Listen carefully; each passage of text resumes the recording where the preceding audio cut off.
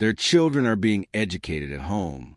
The daughter learns from her mother how to manage a household, how to spin wool on a drop spindle, the traditional skills of a Roman matron. The son studies with a Greek slave who serves as his tutor, learning to read and write Latin and Greek, studying rhetoric, mathematics, and the great works of literature. Education is important to Romans, especially the art of speaking well, for in a republic, persuasion is power. The household shrine, the Narration, stands in a corner of the atrium. Small statues represent the Lauras, the protective spirits of the household, and the Penates, the spirits of the storeroom. Each morning, the family makes small offerings, a bit of food, a cup of wine, a prayer for protection and prosperity. Roman religion is woven into daily life, not set apart from it. Every action, every space, every moment has its appropriate gods and rituals. Evening falls, and the family gathers for the main meal. They recline on couches around a low table, Roman style, eating with their fingers and occasionally with spoons. The meal is simple by later standards: bread, olives, cheese, perhaps some fish or chicken, vegetables cooked with herbs, wine mixed with water. They eat and talk, the father perhaps discussing business or politics, the mother sharing household news, the children listening and learning. After dinner, as the oil lamps are lit, the father might read aloud from a scroll, perhaps Ennius, the father of Roman poetry, or the histories of early Rome, stories of Cincinnatus. The farmer called from his plowing to save Rome, and then returning to his plow after victory. Stories of Horatius defending the bridge alone against an army. Stories of Roman virtue, courage, self-sacrifice. Stories that teach what it means to be Roman. Let yourself drift now to the countryside, to a small farm in the Sabine Hills, northeast of Rome. It's harvest time, late summer, and the farmer and his family are cutting wheat with sickles, the grain falling in golden sheaves. This is backbreaking work under the hot Italian sun, but there's also satisfaction in it, the tangible result of a year's labor. This farmer is a citizen soldier, as most Roman men are. When Rome calls, he leaves his plow and takes up his shield and spear, marching off to war. The Roman legion is built on men like him, tough, disciplined, used to hard work and hardship. They're not professional soldiers yet, but they're effective, gradually conquering their neighbors, expanding Roman control throughout Italy. The wars are frequent and brutal. Rome is surrounded by rivals, other Latin cities, the fierce Samnites in the mountains, the wealthy Greek colonies in the south, the Etruscans to the north. Battle follows battle, year after year. Sometimes Rome wins, sometimes it loses, but always it perseveres, showing a stubborn refusal to accept defeat that will become characteristic of Roman power. Picture a battle in the 4th century BC. The Roman legion forms up in the classic manipular formation, small units of soldiers, maniples, arranged in a checkerboard pattern, allowing flexibility and mutual support. The soldiers wear bronze helmets, chest plates, and greaves protecting their shins. They carry the large rectangular shield, the scutum, and the throwing spear, the pilum, designed to bend on impact so enemies can't throw it back. The enemy army approaches. Orders are shouted. The Romans raise their pila, take aim, and release. Hundreds of spears arc through the air, crashing into the enemy formation.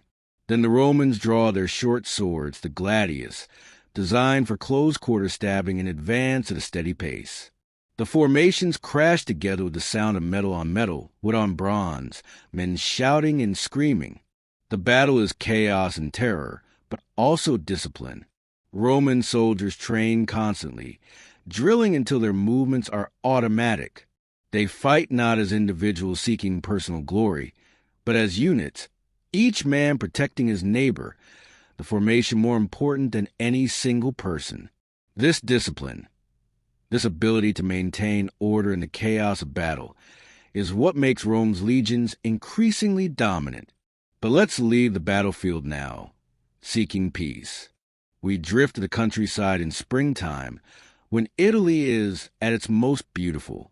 Wildflowers carpet the hillsides in purple, yellow, and white. Olive trees, their leaves silver-green, rustle in the warm breeze. Grapevines, carefully trained on wooden frames, are beginning to bud, promising the autumn harvest that will become wine. A shepherd sits on a hillside, playing a simple reed pipe, his flock of sheep grazing peacefully around him. The melody is haunting, drifting across the landscape. This could be a scene from Virgil's Eclogues, those pastoral poems celebrating the countryside, the simple life, the beauty of nature. Romans, even as they build their great city, maintain a deep nostalgia for rural life, seeing the countryside as the source of Roman virtue and strength. Down in the valley, a villa is being built, the country estate of a wealthy Roman. Close your eyes and let yourself drift back through time, back through 2,000 years, to a place where an empire rose that would shape the world forever. We're traveling to ancient Rome, a city built on 7 hills beside the winding Tiber River, where the story of Western civilization found one of its greatest chapters. Picture the year 753 BC.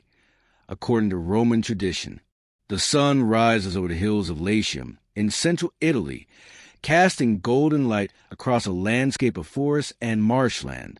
On the Palatine Hill, a small settlement is taking shape. These are the legendary first days of Rome, when the city was nothing more than a cluster of wooden huts surrounded by a simple defensive wall. The story the Romans themselves told about their founding is beautiful in its drama. Twin brothers, Romulus and Remus, abandoned as infants, nursed by a she-wolf in a cave on the Palatine Hill, raised by a shepherd, and destined to found a great city. The brothers quarreled over where exactly to build, and Romulus killed Remus, becoming the first king of Rome. It's a foundation myth steeped in both violence and divine providence, setting the tone for much of what Rome would become. But beneath the legend lies a reality almost as interesting. Archaeological evidence shows that people were indeed living on these hills in the 8th century BC, gradually coming together from separate villages into a single community. They were Latins, one of many Italic peoples inhabiting the peninsula, living in simple thatched roof houses, farming the valleys, herding sheep and goats on the hillsides.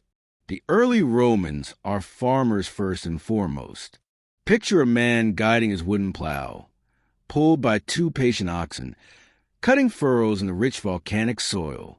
His wife follows behind, dropping seeds of emmer wheat into the earth. Their children help tend the vegetable garden closer to the house, growing beans, onions, and cabbage. Life is simple, governed by the seasons and the need to produce enough food to survive the winter. But Rome is also strategically located. The Tiber River is navigable here, allowing trade between the inland areas and the sea. The hills provide natural defense. Salt roads run nearby, ancient trade routes where precious salt from coastal salt pans is transported inland. Traders and travelers pass through, bringing news, goods, and ideas from the wider world. Let yourself drift now through the centuries, watching Rome slowly transform. The monarchy gives way to the republic around 509 BC. The last king, Tarquin the Proud, has been expelled after his son's crime against a noble woman named Lucretia. The Romans, disgusted by tyranny, vow never to be ruled by kings again. Instead, they create something new, a republic, from the Latin residential publica, meaning the public thing, a government of laws and elected magistrates. The heart of this new republic is the Forum, a valley between the hills that's been drained and paved, transformed into a public square. Early morning in the Forum is a scene of incredible activity.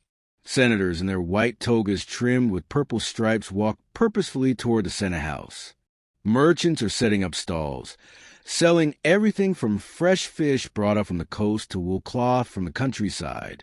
Lawyers are arguing cases in the open air, their voices rising and falling with rhetorical flourishes. A crowd is gathered around the rostra, the speaker's platform decorated with the bronze rams of captured enemy ships. A tribune of the plebs is addressing the people, proposing a new law. The tribune is one of the common people's representatives, with the sacred right to veto actions by the patrician aristocracy. Roman politics is a constant negotiation between the patricians, the old aristocratic families, and the plebeians, the common citizens. It's often contentious, sometimes violent, but it's also creating a system where law matters more than the whim of any individual. Watch as a young man approaches a forum for the first time in his adult toga, the toga virilis he received in a coming-of-age ceremony. He's nervous but excited. Today he'll cast his first vote in the assembly, participating in the governance of his city. Roman citizenship is precious, carrying both rights and responsibilities. Citizens can vote, hold office, and appeal to the law for protection. In return, they must serve in the legions when called, pay taxes, and uphold Roman values of duty, honor, and piety. Let your mind wander now to the Roman family home, the domus, of a moderately wealthy family around 200 BCE. The house is built around a central courtyard, the atrium open to the sky. Rainwater collects in a shallow pool in the center, the impluvium, providing water for the household. The walls are painted with simple frescoes in warm earth tones, ochre, red, burnt sienna. The paterfamilias, the male head of household, has absolute legal authority over his family. His wife manages the household, supervising slaves, organizing the spinning and weaving of wool, planning meals, raising the children. Despite her lack of legal independence, she's respected and her opinion valued, especially in a good marriage built on mutual affection and partnership. Senator, the villa will be a working farm, producing olive oil, wine, and grain, but it will also be a retreat from the noise and politics of the city, a place of odium, leisured contemplation, as opposed to the negotium, the business, of urban life.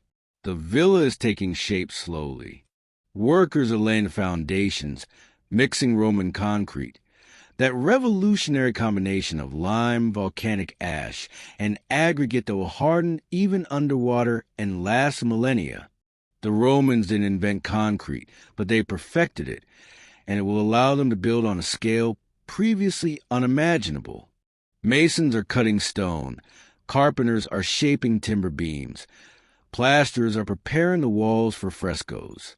It's a hive of activity, coordinated by an architect who studied the Greek principles of proportion and harmony, but is adapting them to Roman tastes and needs.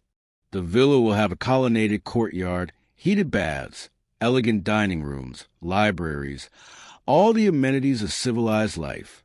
Let your mind drift now forward in time to the 2nd century BCE. Rome has changed dramatically. The wars with Carthage, those 3 titanic conflicts known as the Punic Wars, have ended in Roman victory. Carthage, that great Phoenician city in North Africa, has been destroyed utterly, its people killed or enslaved, its very ground plowed with salt and a ritual curse. The general who achieved this final victory, Scipio Aemilianus, reportedly wept as he watched Carthage burn, quoting Homer, "The day will come when sacred Troy shall perish, and Priam and his people shall be slain." He understood that Rome's triumph contained within it the seeds of something troubling, a capacity for destruction that might one day turn inward. But for now, Rome is triumphant. The Mediterranean is becoming a Roman lake. Spain, North Africa, Greece, Asia Minor, all are falling under Roman control. Wealth is pouring into Rome. Gold and silver, slaves by the thousands, artworks plundered from Greek cities, exotic goods from the East.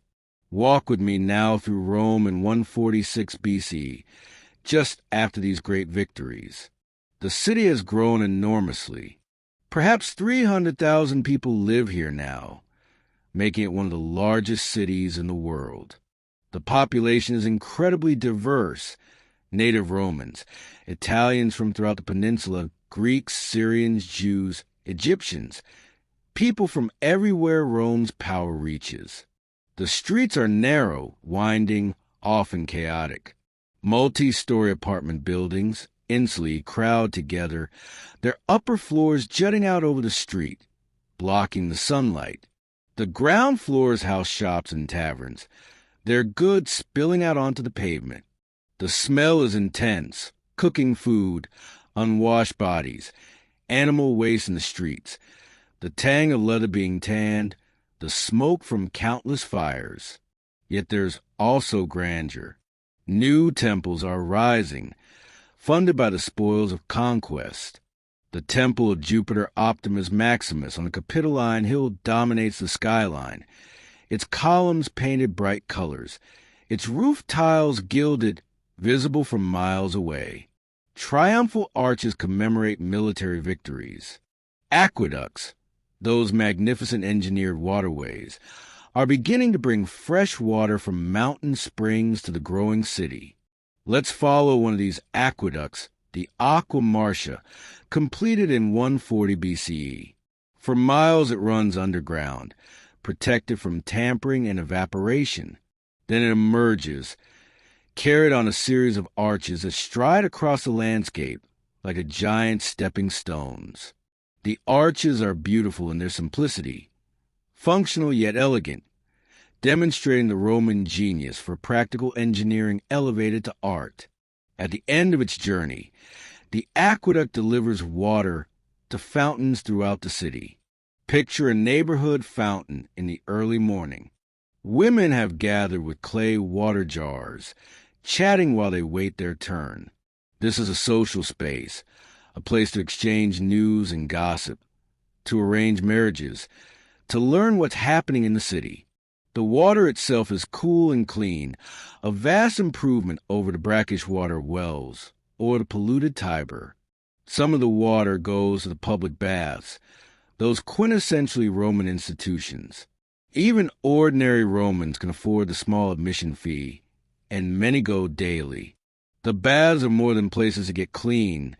They're social clubs, exercise facilities, places to conduct business, to see and be seen. Imagine entering a bath complex in the late afternoon. You pass through the entrance into the apoditerium, the changing room, where you leave your clothes with an attendant, hoping they'll still be there when you return. Theft is common despite the attendants. You might exercise first in the palestra, the outdoor courtyard, wrestling or playing ball games, working up a good sweat. Then begins the bathing circuit. First the tepidarium, a warm room to adjust to the heat. Then the caldarium, the hot room, where steam rises from pools of hot water and sweat pours from your skin.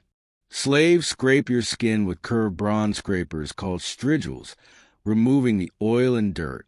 The heat is intense, almost overwhelming, but also deeply relaxing.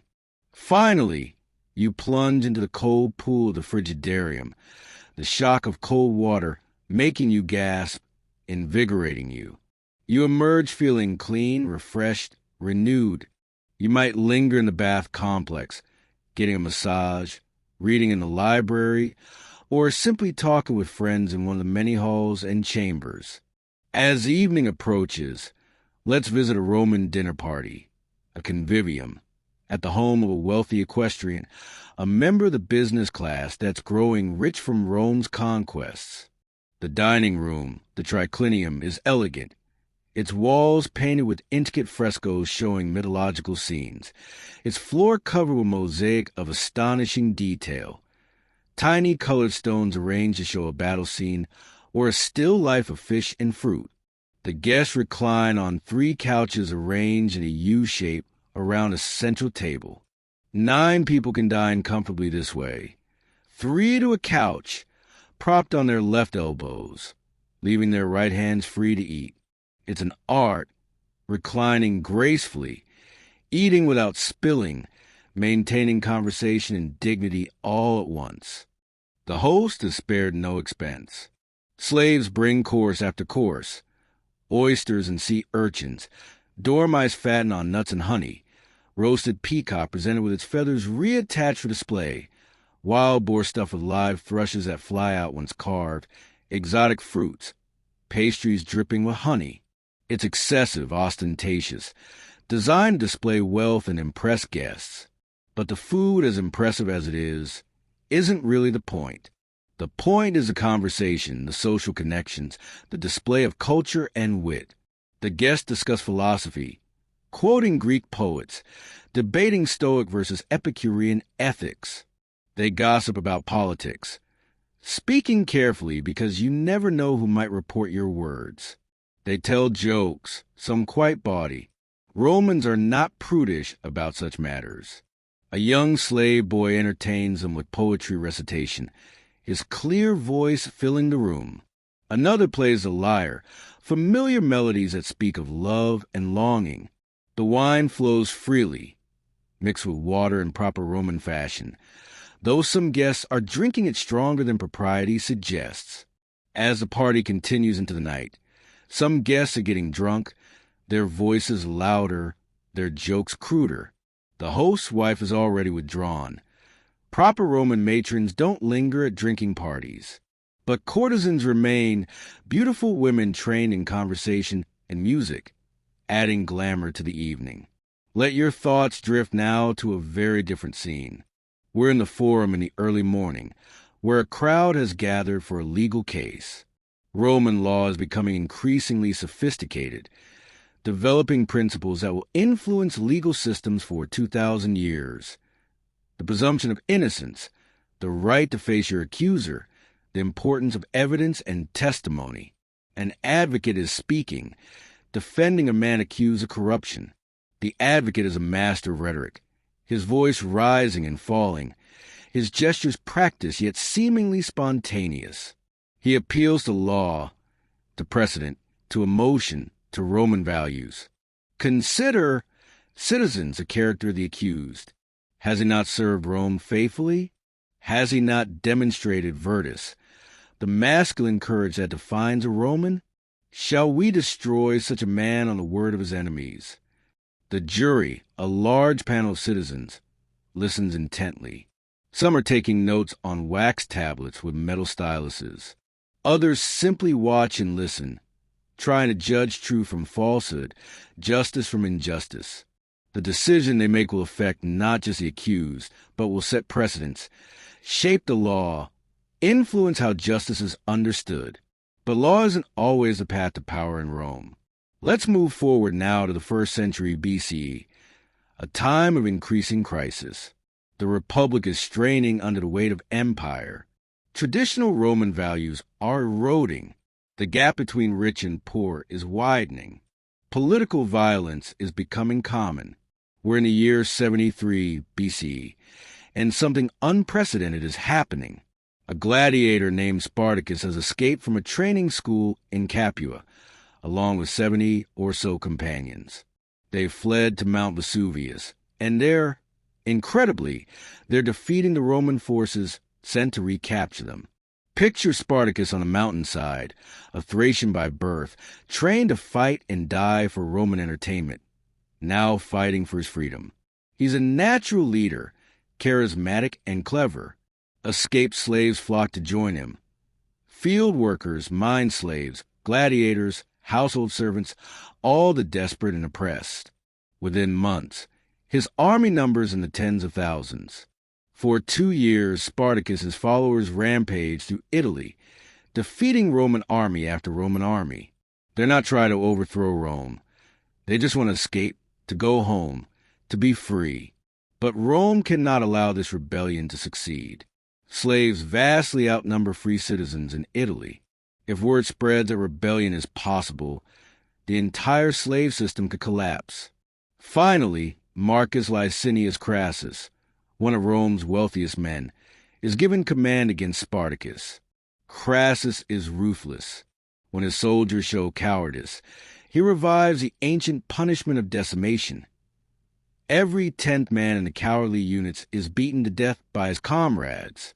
It's brutal, but it works. The army becomes disciplined, motivated more by fear of their own commander than of the enemy. The final battle is terrible. Spartacus and his army are trapped, outnumbered, exhausted. They fight with the courage of desperation, but they're overwhelmed. Spartacus himself dies in the fighting, his body never identified among the thousands of dead.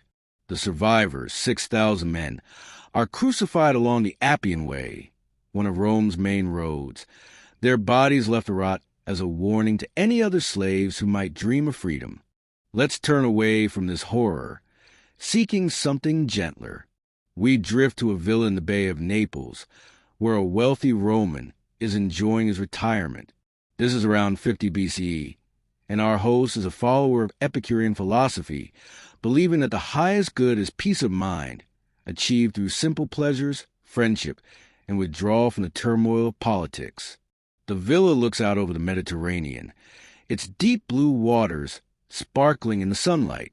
A gentle breeze carries the scent of salt and pine. The villa is elegant but not ostentatious, tastefully decorated, filled with Greek sculpture and paintings, with a library containing scrolls by Greek and Roman authors.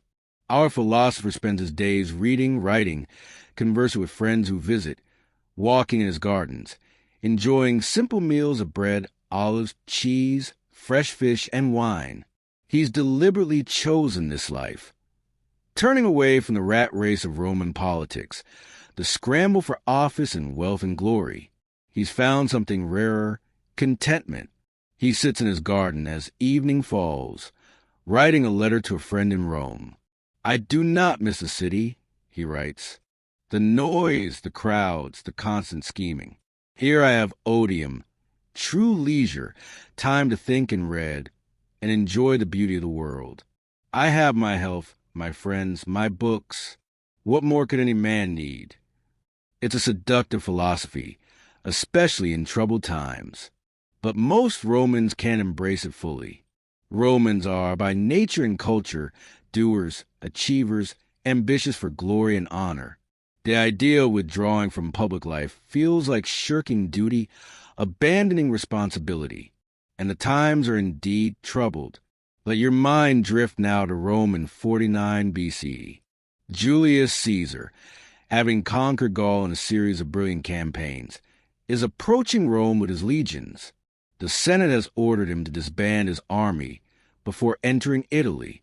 Caesar faces a choice: obey and face prosecution by his enemies, or cross the Rubicon River with his army, an act of treason that will trigger civil war.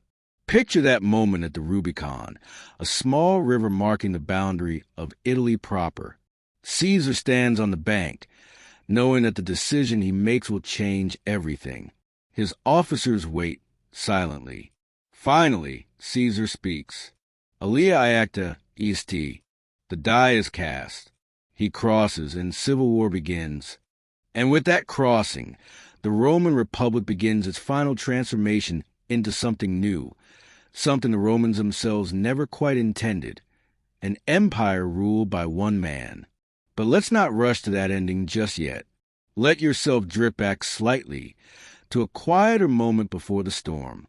We're in a small town in the Italian countryside, far from the great events shaking Rome. Life here continues in its ancient rhythms, largely unchanged for generations. A potter sits at his wheel, his hands wet with clay, shaping a simple bowl. His movements are practiced, automatic, honed by decades of repetition. The wheel spins, the clay rises and spreads under his fingers, finding its form. This bowl will be used by an ordinary family, filled with stew or porridge, used daily until it chips or breaks, then discarded. The potter will make thousands of such bowls in his lifetime, each one unremarkable, each one essential. His daughter helps in the workshop, preparing clay, tending the kiln, learning the craft she'll one day teach to her own children. She's 14, old enough to be married, and her father is negotiating with a local baker's family. It's a good match. Both families are respectable, neither wealthy nor poor, solid members of the community. Life in this small town is provincial in the truest sense, simple, traditional, concerned with immediate, practical matters. The great political dramas of Rome are distant, barely comprehensible. What matters here is whether the harvest is good, whether the town's patron god is being properly honored, whether neighbors are fulfilling their obligations to each other. But the civil war will touch even places like this. Sons and fathers will be conscripted into competing armies. Taxes will increase to fund the war. Soldiers will march through, requisitioning supplies, sometimes worse. The abstract political struggles of great men have concrete consequences for ordinary people who never asked to be involved. Let's follow now the fortunes of Caesar. After crossing the Rubicon, his march through Italy is swift and relatively bloodless. Many cities open their gates to him, and his chief opponent, Pompey the Great, flees to Greece rather than fight in Italy. Caesar pursues, and at Pharsalus in 48 BCE, the two armies meet in a decisive battle. Picture the armies arrayed on the plain. On one side, Caesar's veterans, outnumbered but supremely confident in their commander, hardened by years of campaigning in Gaul. On the other side, Pompey's larger force, including many senators who fled Rome, fighting for what they believe is a legitimate government of the Republic. The battle is fierce but relatively brief. Caesar's tactical genius and his soldiers' experience win the day. Pompey's army breaks and flees. Pompey himself escapes but is later murdered in Egypt, his head presented to Caesar as a gift that Caesar, to his credit, received with tears, ordering Pompey's murderers executed. Caesar is now the undisputed master of Rome. Though he carefully maintains a fiction of republican government, he's named dictator, an ancient emergency office, but traditionally limited to 6 months. Caesar extends it first to 10 years, then to life. He implements reforms, reorganizing the calendar, the Julian calendar, which with modifications we still use, settling veterans on land, extending citizenship more broadly, rebuilding Carthage and Corinth as Roman colonies. But he also grows increasingly autocratic.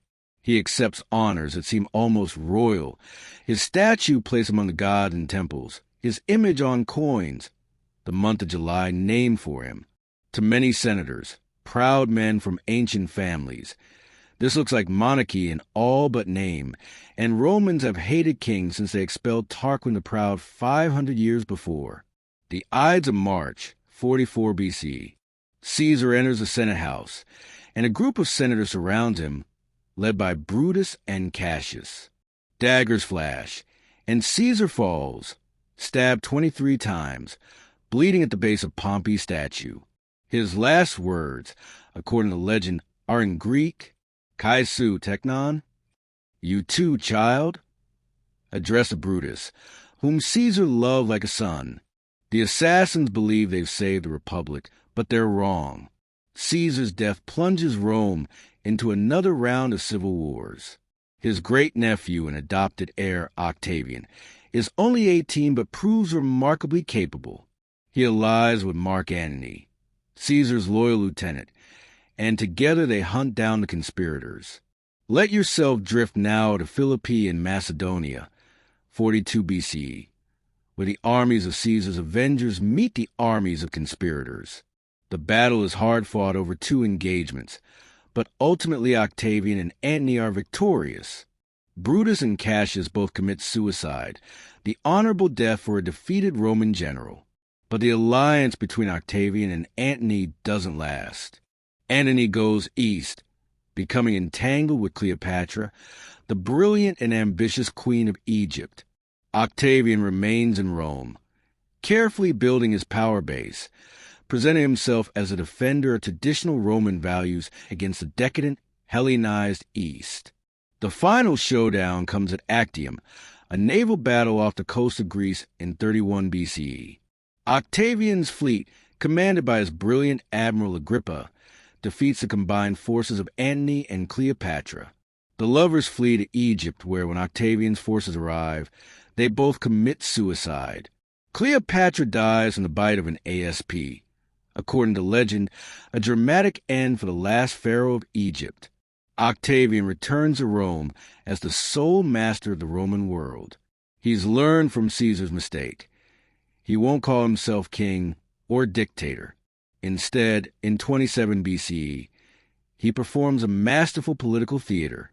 He formally restores a republic, returning all his powers to the Senate and people of Rome. In gratitude, the Senate heaps honors upon him, including a new name, Augustus, meaning the revered one. But the restoration of the republic is a fiction, carefully maintained, but a fiction nonetheless. Augustus retains control of most of the army, holds a tribunician power giving him veto over all government actions, commands of major provinces. He rules absolutely, but behind a veil of republican forms. The republic is dead, but Romans can pretend it still lives, making the transition to monarchy more palatable. Let's visit Rome now in the reign of Augustus, around 10 CE. The city has been transformed. Augustus famously boasted that he found Rome a city of brick and left it a city of marble, and there's truth to this. Magnificent new buildings rise everywhere. Temples, theaters, baths, forums. The city is cleaner, safer, better organized than ever before. Walk through the Forum of Augustus, dedicated in 2 BCE. It's surrounded by a high wall of marble, protecting it from the crowded surrounding neighborhoods. Porticos run along both sides, filled with statues of Roman heroes in the past, each accompanied by an inscription recounting their deeds. The message is clear. Augustus stands in a long line of Roman greatness, the culmination and fulfillment of Roman history. At the head of the Forum stands a temple of Mars Ultor, Mars the Avenger, commemorating Augustus's defeat of Caesar's assassins. The temple is magnificent. Corinthian columns of white marble, statues of Mars and Venus, decorated pediments showing mythological scenes. Inside, Augustus has placed captured military standards, including those lost to the Parthians generations ago and recently recovered through diplomacy.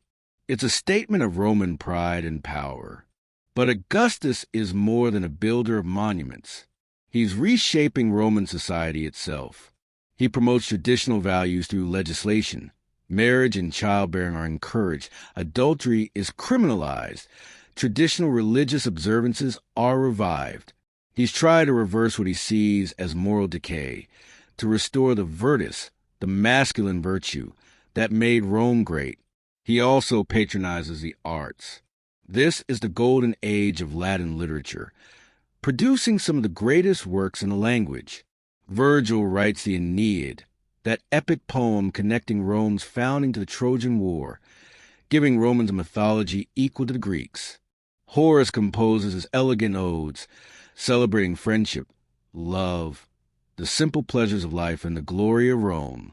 Ovid writes his clever, witty poetry about love and mythology, though he'll later be exiled for reasons that remain mysterious. Let's spend a quiet evening with one of these poets. Imagine Horace at his Sabine farm, a gift from his patron Maecenas, Augustus's right-hand man. The farm is modest but comfortable, providing Horace with the independence he values. He's not wealthy, but he has enough to live simply, to write, to enjoy life's small pleasures. He sits under a tree as the sun sets, a cup of wine beside him, a wax tablet on his lap. He's composing an ode, searching for the perfect word, the exact rhythm. Latin poetry is quantitative, based on patterns of long and short syllables, and fitting thought to meter requires skill and patience. He writes a line, crosses it out, tries again, finally finds what he's seeking. The pleasure of that moment, when the words fall into place, is one of life's quiet joys. As darkness falls, he goes inside to his simple dinner, bread, olives, vegetables from his garden, wine mixed with water. He's content.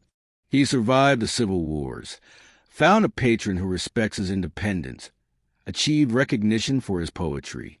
Carpe diem, he's written, seize the day, and he practices what he preaches, enjoying each moment as it comes, not grasping for more than he needs. But not everyone in Rome is so content. Let's visit an insula, one of those multi-story apartment buildings where most Romans live. We're on the 4th floor, reached by narrow, dark stairs.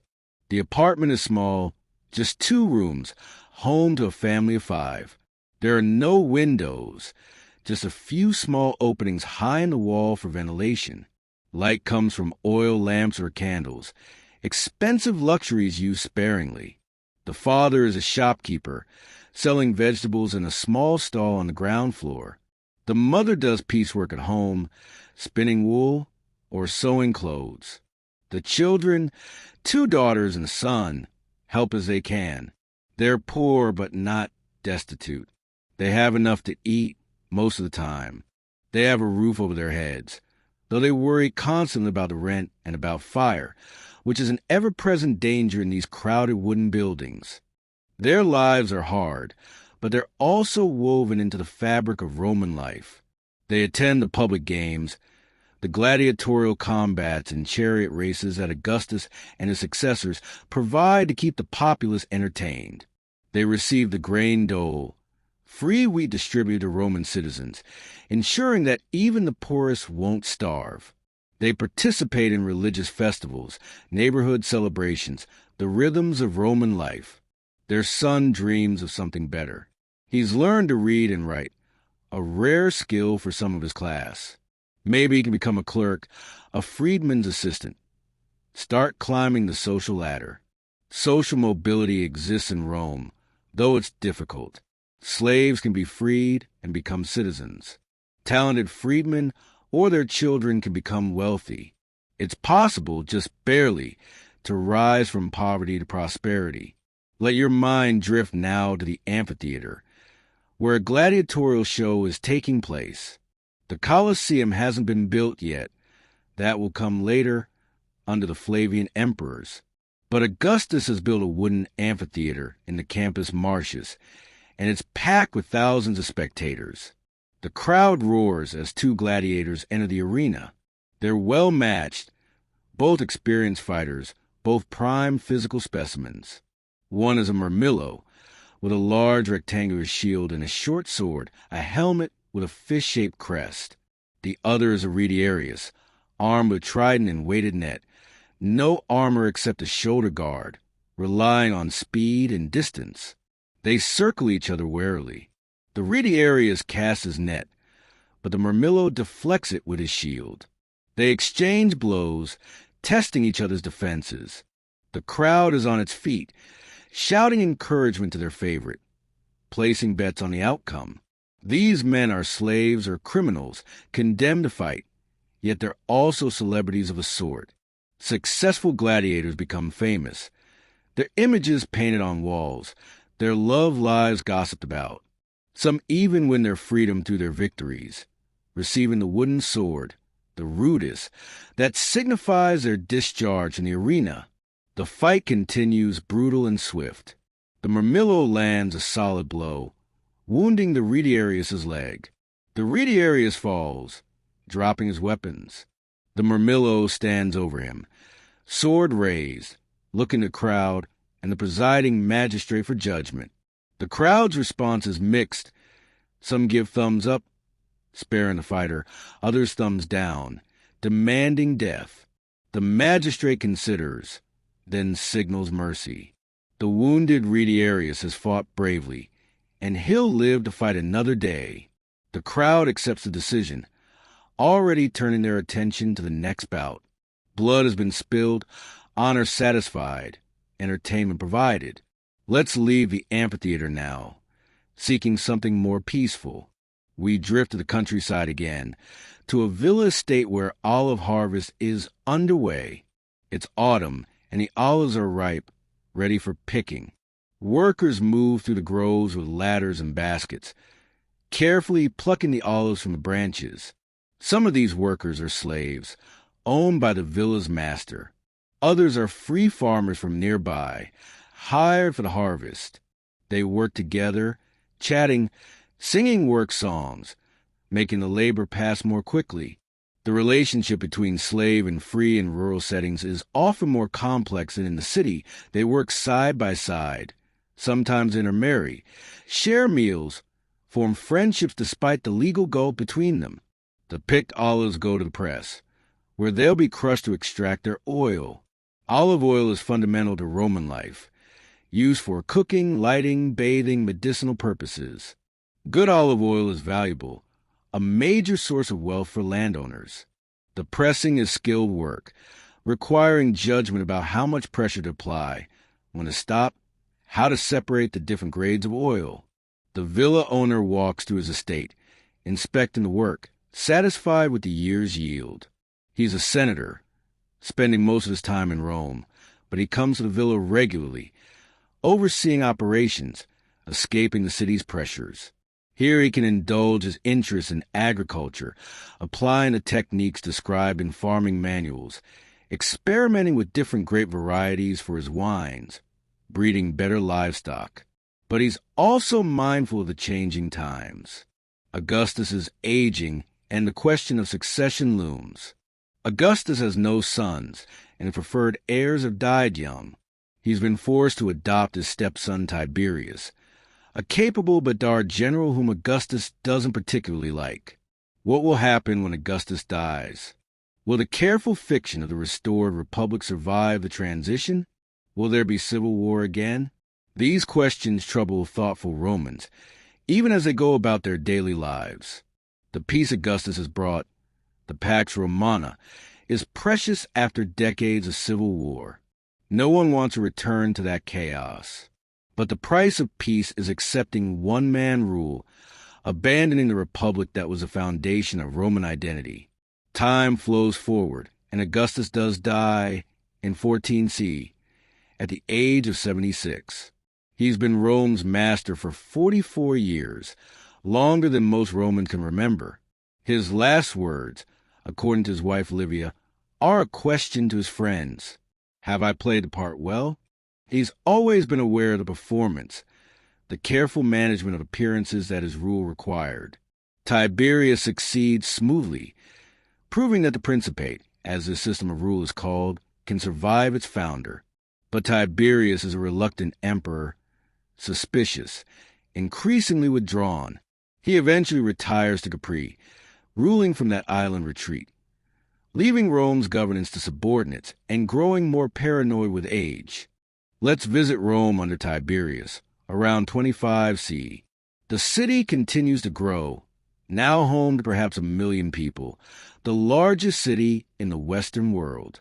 The grain ships from Egypt and North Africa arrive regularly, keeping the population fed. The aqueducts bring fresh water. The streets, though still crowded and often chaotic, are safer than they were under the Republic. But there's also a darker side. Tiberius has revived the law of treason, maestas, and it's being used to prosecute and destroy anyone who might be a threat or whose wealth that the emperor desires. Informers, delators flourish, denouncing their enemies or simply those whose property they covet. The Senate, once the proud governing body of the Republic, is reduced to rubber stamping the emperor's wishes and presiding over politically motivated trials. We're in the Senate House, where a prominent senator is being tried for treason. The charges are vague, allegedly disrespectful comments about the emperor, suspiciously close relationships with provincial governors, unexplained wealth. The real reason is that Tiberius sees him as a potential rival, or simply wants his estates. The trial is a foregone conclusion. Witnesses testify, some truthfully, some lying to save themselves. The defendant makes an eloquent defense, appealing to his years of service to Rome, his family's ancient honor. But it doesn't matter. The Senate votes for condemnation. The senator is given the mercy of choosing his own death. He opens his veins in a warm bath, bleeding out while dictating farewell letters to his family. This is a reality beneath the marble facades and the propaganda about the restored republic.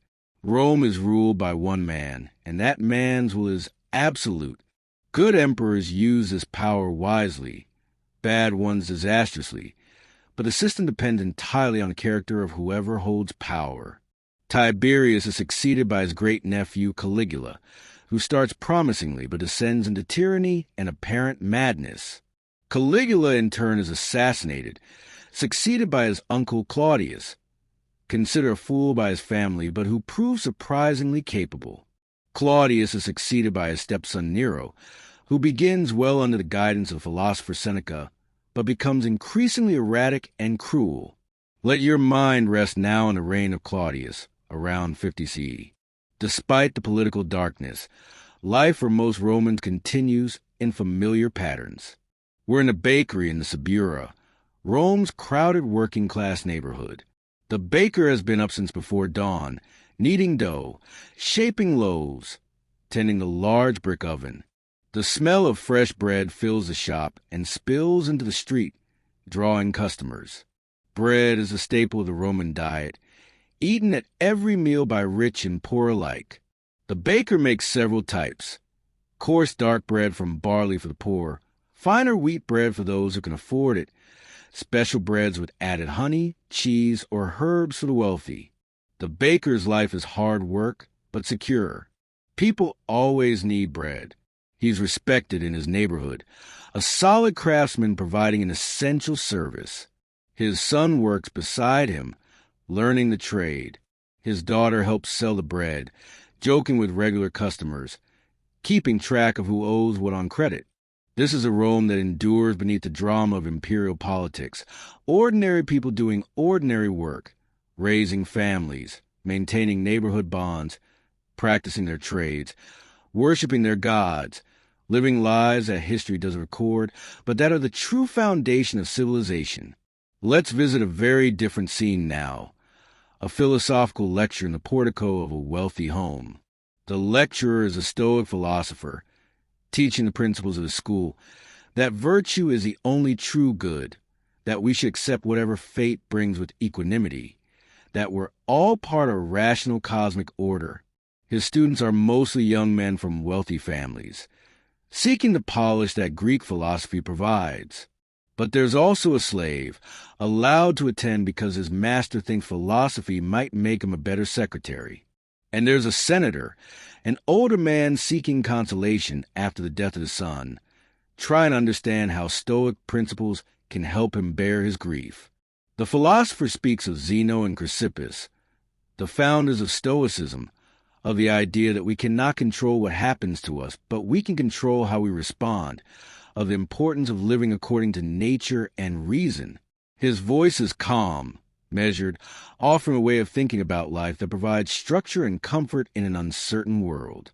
Stoicism will become increasingly popular among Romans, particularly the elite, offering philosophy well suited to people with power and responsibility. The Emperor Marcus Aurelius, who will reign a century from now, will be one of history's most famous Stoics. His meditations a profound exploration of how to live virtuously in difficult circumstances. But that's in the future. For now, the lecture ends and the students disperse. Some go to the baths, others to dinner parties. The slave returns to his duties. Life continues, each person carrying the philosopher's word with them, applying them or ignoring them as their nature and circumstances dictate. Night falls over Rome, and the city transforms. The streets become darker, more dangerous. The wealthy travel with bodyguards or in enclosed litters carried by slaves. The poor hurry home, avoiding the gangs that operate in the darkness. The night watch, the vigiles, patrol, watching for fires and criminals, their authority limited but their presence comforting.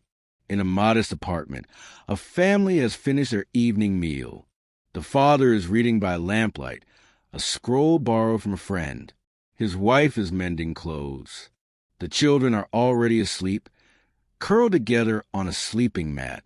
It's a scene of domestic peace, repeated in thousands of homes throughout the city. The father is reading Livy's History of Rome, that massive work chronicling Rome's rise from obscure city to master of the Mediterranean. He's in the early books, reading about the Punic Wars, the desperate struggle against Hannibal that Rome somehow won despite being brought to the brink of destruction. The stories stir his pride in being Roman, part of this incredible story of resilience and triumph. But he also feels unease. The Rome Livy describes, the republic of citizen soldiers and virtuous heroes, seems distant from the Rome he lives in, where emperors rule and virtue often seems quaint or naive. Has something been lost? Is the peace and prosperity worth what was surrendered to achieve it? These questions have no easy answers. And after a while he sets a scroll aside, extinguishes a lamp to save oil, and lies down beside his wife. Outside, the city murmurs and groans, that constant low sound of a million people living in close quarters. Tomorrow will bring its own concerns, its small victories and defeats, its moments of joy and frustration. But for now, there's rest. Let yourself drift with the flow of time, years passing like days, decades like weeks. Emperors come and go. Nero, whose reign ends in suicide and civil war. Vespasian, the pragmatic general who restores stability and begins building the Colosseum. His son Titus, who completes it and rules briefly before dying young. Domitian, Titus's brother, competent but tyrannical, assassinated after 15 years. Then comes the era of Romans we'll call the time of the 5 good emperors. Nerva, Trajan, Hadrian, Antoninus Pius, Marcus Aurelius.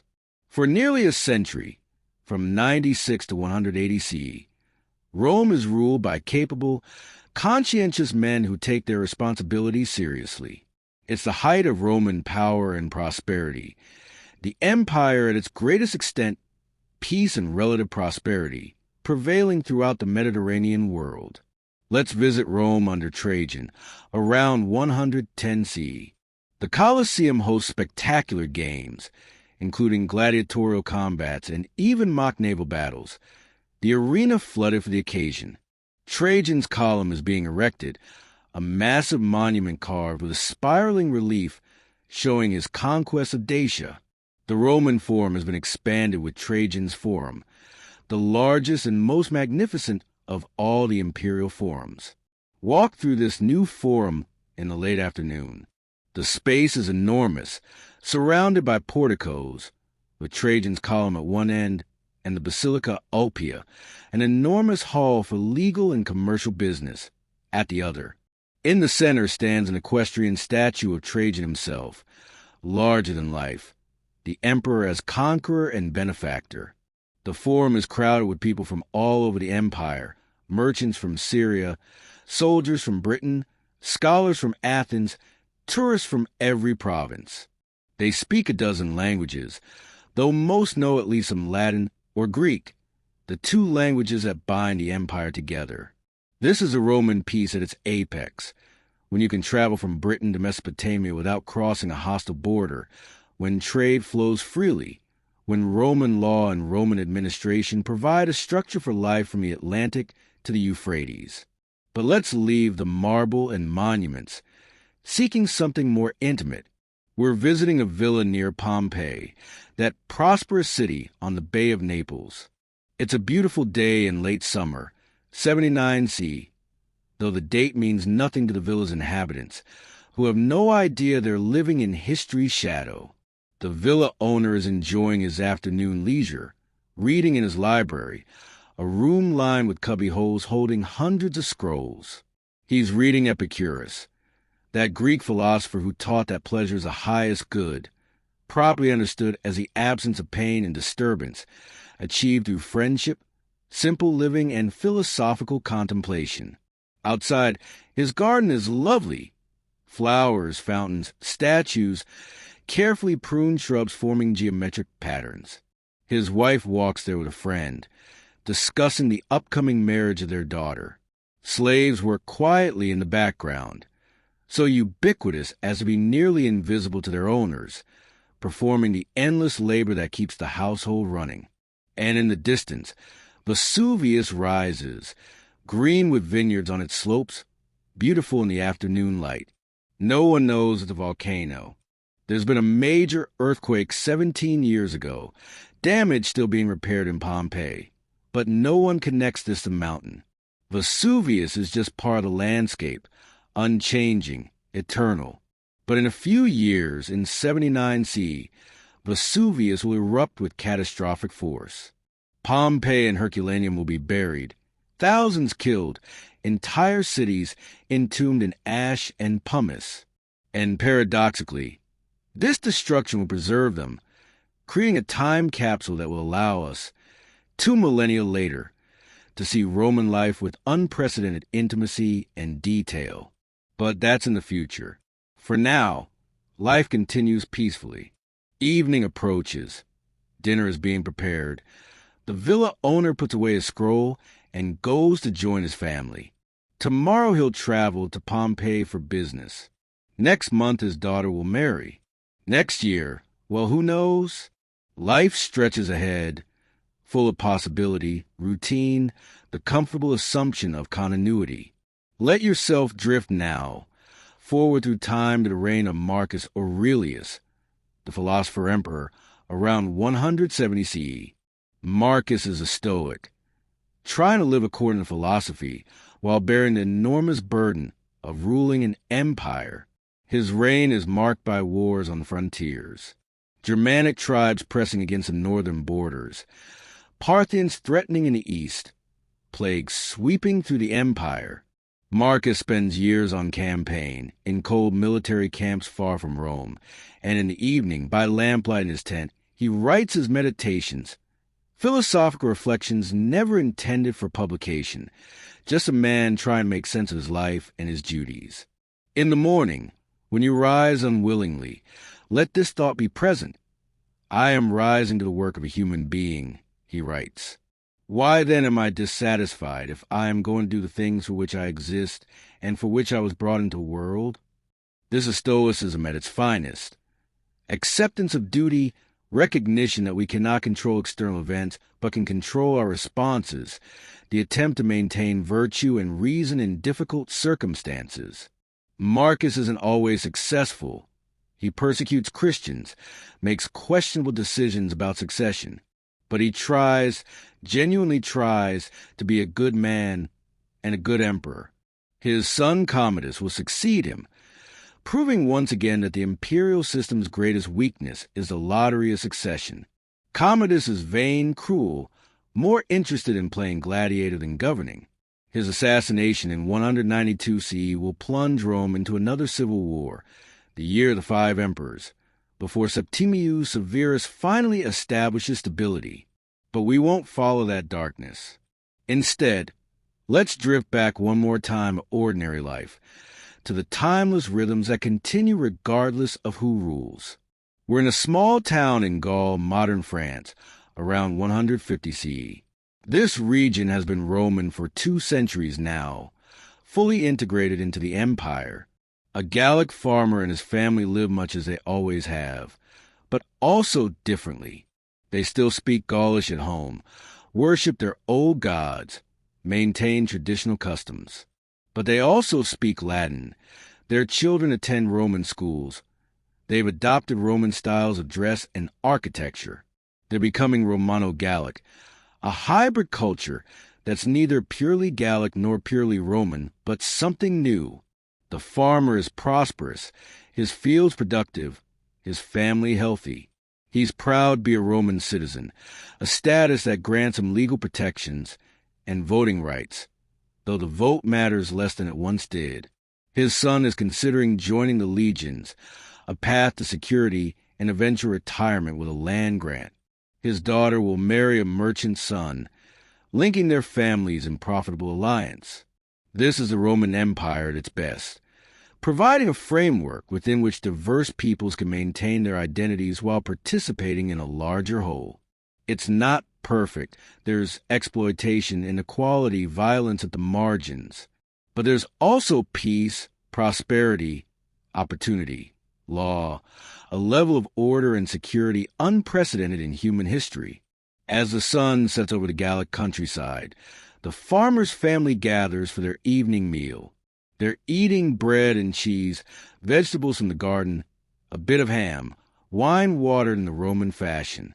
They're speaking a mixture of Latin and Gaulish, their conversation ranging over local news, family matters, plans for the future. And as darkness falls and the stars emerge, as they have for countless generations, as they will for countless more, this family settles in for the night, secure in their home, part of the vast web of human life stretching across the empire, each person living their story, mattering enormously to themselves and those who love them, anonymous to history, but real, gloriously real, human in all the ways that matter. Let these images settle now, like leaves drifting down to rest on still water. Rome with its marble temples and crowded streets, its aqueducts and amphitheaters, its forums and baths. The countryside with its villas and farms, olive groves and vineyards, shepherds and their flocks. The people, emperors and slaves, philosophers and gladiators, poets and potters, soldiers and merchants, mothers and children, all living their lives, facing their challenges, finding their joys, connected across centuries by the simple fact of being human. The empire will endure for centuries more in the West, for 1,000 years more in the East. It will face crises and renewals, invasions and reformations.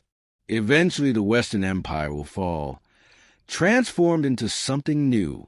But the Eastern Empire, which we call Byzantine, will carry Roman identity forward until 1453, when Constantinople finally falls to the Ottomans. And even after political Rome ends, Roman influence continues. Roman law shapes legal systems worldwide. Latin influences the Romance languages and echoes in English. Roman architecture inspires builders across centuries. Roman literature, philosophy, and history remain part of Western education.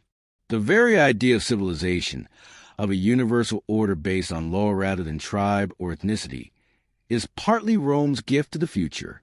But more than these grand legacies, Rome reminds us of something fundamental, that humans have always been human.